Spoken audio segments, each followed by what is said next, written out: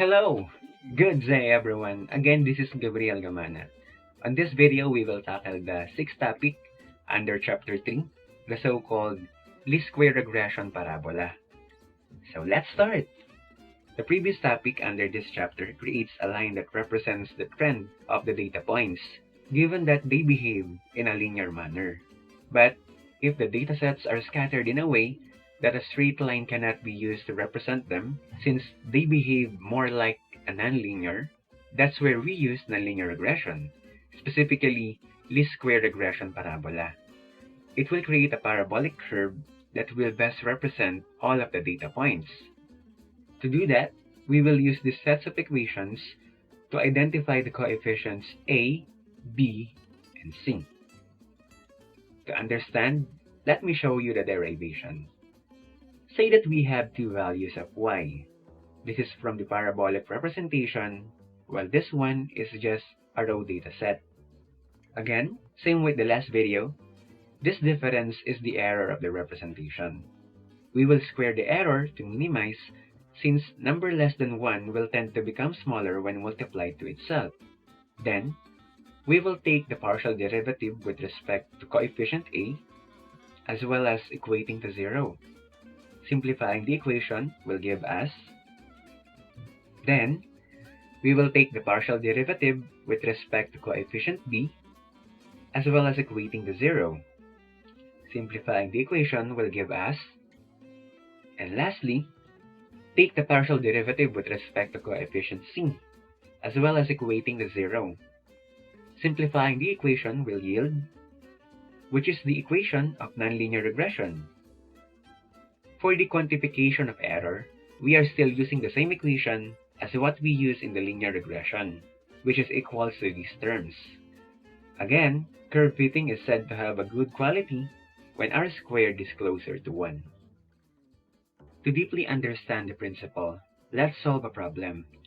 Find the value of the function when x is equals to 12 using parabolic regression with the following datasets. Our goal is to create a parabolic equation that will best represent the data points. And to do that, we will use these equations. Let me just rewrite the data points as x and y.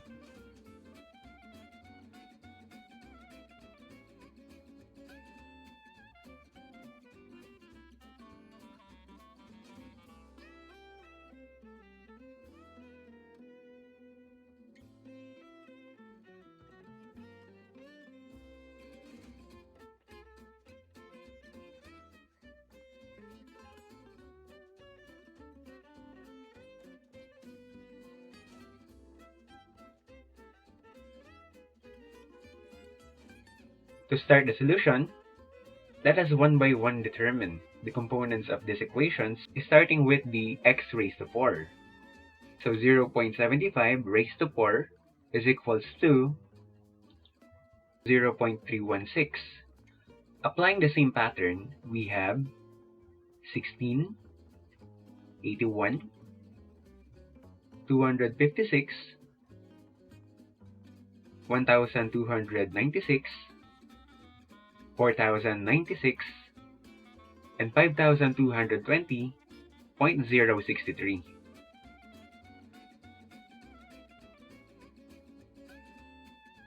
For the next column, we have 0.75 raised to 3.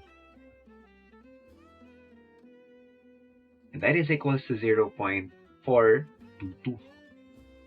Again, applying the same pattern, we have 8, 27, 64, 216, 512,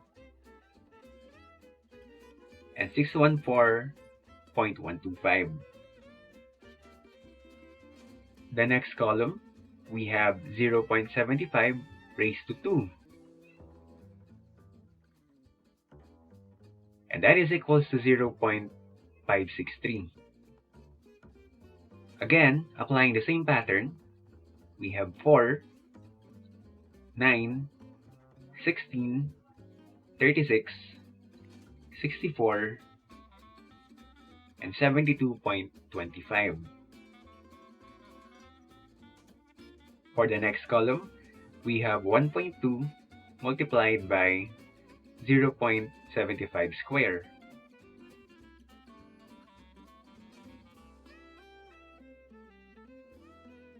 And that is equals to 0.675. Again, applying the same pattern, we have 78, 18, 38.4, 86.4, 172.8, and 187.85.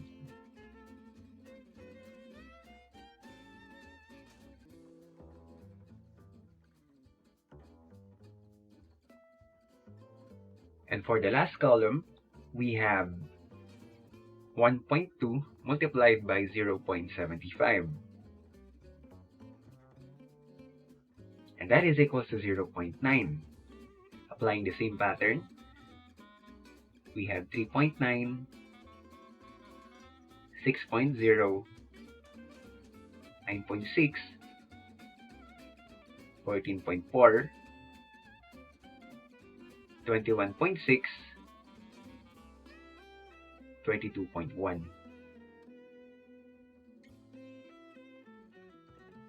We will now determine the summations of each column. We have 32.25,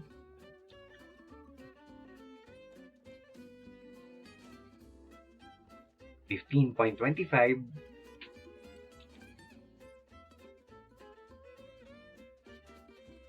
10,965.379,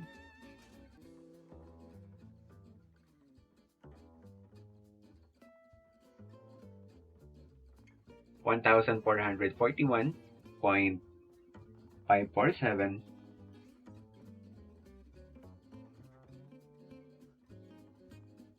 201.813,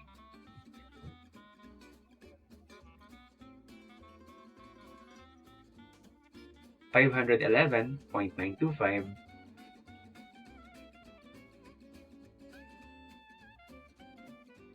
and 78.5.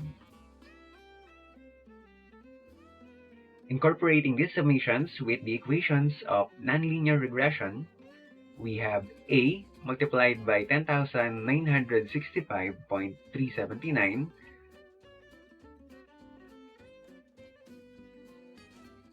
plus B multiplied by 1,441.547 plus C multiplied by 201.813, and that is equals to 511.925. And that is our equation number 1.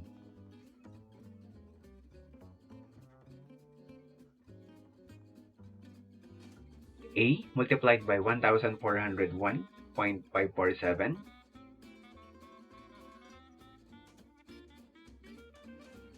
plus B multiplied by 201.813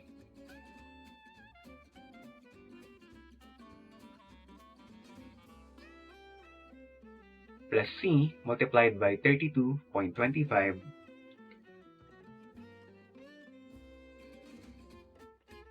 and that is equals to 78.5, and that is our equation number 2.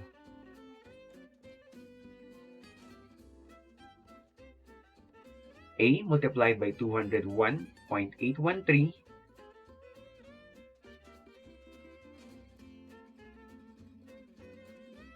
plus B multiplied by 32.25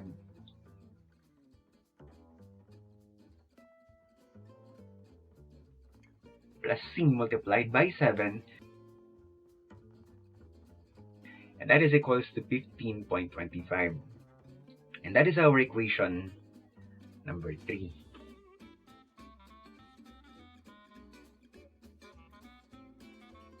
Solving 3 equations with 3 unknowns will give us A equals negative 0.0307, B is equal to 0.4499, and C equals to 0.9907. So our nonlinear regression equation is f of x is equals to negative 0.0307 multiplied by x squared plus 0.4499 multiplied by x plus 0.9907. Now, using this equation, we can now estimate the value of the function when x is equals to 12. So f of 12 is equals to negative 0.0307 multiplied by 12 squared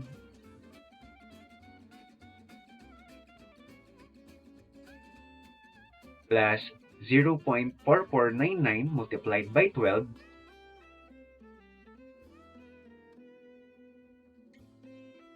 plus 0.9907.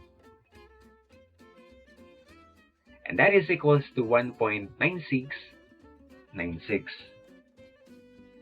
Now, we will check the quality of the solution using these equations, which is the same with linear regression. But first, let me just copy the x and y values from the previous table to save time. First, we have to determine the average value of y. So y bar is equals to 1.2 plus 1.95 plus 2 plus 2.4 plus 2.7 plus 2.6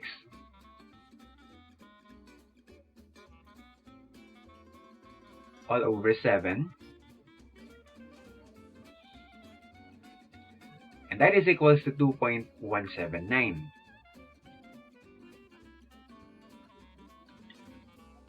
While for this column, we will use the nonlinear regression equation to determine its values.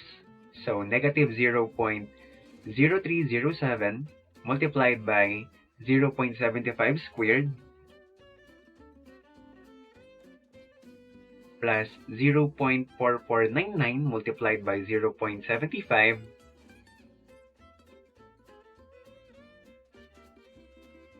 plus 0.9907 is equals to 1.311. Again, applying the same pattern, we have 1.768, 2.064, 2.299, 2.585, 2.626, and 2.597. While this column is equals to the difference of f sub x sub I and y sub I raised to 2. So 1.311 minus 1.2 raised to 2 is equals to 0.012. Applying the same pattern, we have 0.033, 0.004, 0.010, 0.034, 0.006, and 0.000. While for the last column, it is equals to the difference of y sub I minus y bar raised to 2. So 1.2 minus 2.179 raised to 2 is equals to 0.958. Applying the same pattern, we have 0.052, 0.032, 0.049, 0.049,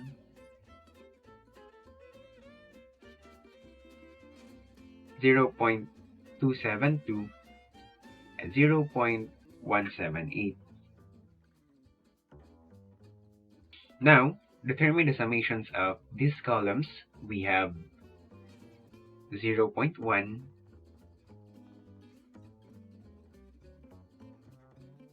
and 1.589. So r squared is equals to 1 minus 0.100 over 1.589. And that is equals to 0.9373. Close from the unity, that means the representation quality is good. In other words, the datasets are close from the parabolic curve. If we solve and plot these data points using MS Excel, this will become the output. So that includes our manual computation using least square regression parabola. This last part of the video is for the computerized computation using nonlinear regression. Again, insert another module for our new method and rename it as nonlinear regression. Now, create a sub-procedure and name it as nonlinear regression. Then, let's define the variables and their variable types, the input box for the datasets and the x-coordinate, U-bound function to count the number of datasets, redeem to define the matrix size. This set of lines will define this part of the solution, such as x to the fourth, x cubed, x squared, etc. While this set of lines will determine the summation of each variables, as well as placing them in the matrix form. This line will compute the values of a, b, and c coefficients. Well, this line will use the coefficients to determine the approximated value using the datasets. This one will determine the average value of y, while this set of lines will determine the terms to be used for the error quantification. Lastly, this line will compute the value of r squared, and again, message box for our output. So if I run the code by pressing F5, it will ask me about the datasets as well as the x-coordinates. And by clicking OK, it will immediately present to me the approximated value of the function. So that's it for this video. Hopefully you learned something new. Thank you for watching and see you soon. Keep safe, everyone.